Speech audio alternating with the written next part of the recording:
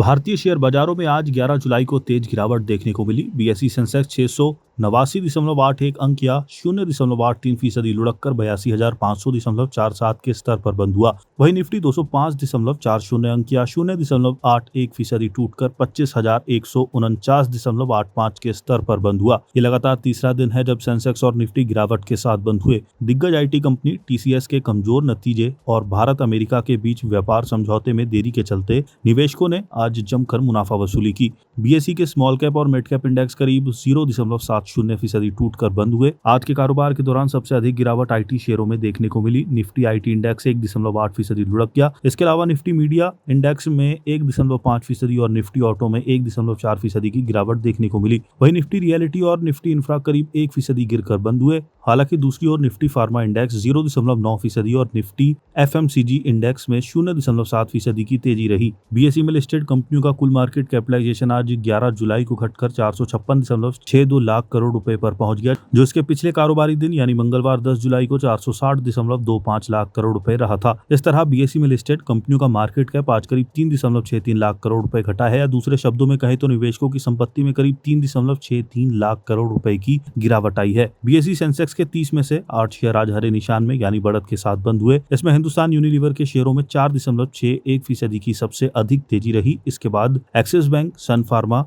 NTPC और eternal के share 0.19% से लेकर 0.79% की बढ़त के साथ बंद हुए। वहीं सेंसेक्स के बाकी 22 शेयर लाल निशान में बंद हुए। इसमें टाटा कंसल्टेंसी सर्विसेज का शेयर 3.46% की गिरावट के साथ टॉप लूजर्स रहा। वहीं महिंद्रा एंड महिंद्रा, भारतीय एयरटेल, टाटा मोटर्स और टाइटन के शेयरों में 1.73% से लेकर 2.75% तक की गिरावट देखी गई। तकनीकी नजरिए से देखें तो निफ्टी 50 इंडेक्स ने 25,300 के अपने अहम सपोर्ट स्तर को पार कर लिया है। एक्सपर्ट्स का मानना था कि इस स्तर से नीचे जाने पर निफ्टी 25,100 से 25,100 के स्तर तक गिर सकता था। चॉइस ब्रोकिंग के सीनियर टेक्निकल और डेरिवेटिव एनालिस्ट मंदार भोजने का कहना है कि ऊपर की ओर 25,500 पर पहला रेजिस्टेंस है और 25,600 के आसपास अगला बड़ा रेजिस्टेंस है। निफ्टी जब तक इन स्तरों को फिर से प्राप्त नहीं कर लेता तब तक इंडेक्स दबाव में रहेगा। उन्होंने आगे कहा कि अनिश्चितता और भारी उठापटक से भरे मौजूदा माहौल को देखते हुए ट्रेडरों को सलाह दी जाती है कि वे सतर्क रहते हुए वेट एंड वॉच की रणनीति अपनाएं। बहुत ज्यादा लिवरेज्ड पोजीशन लेने से बचें।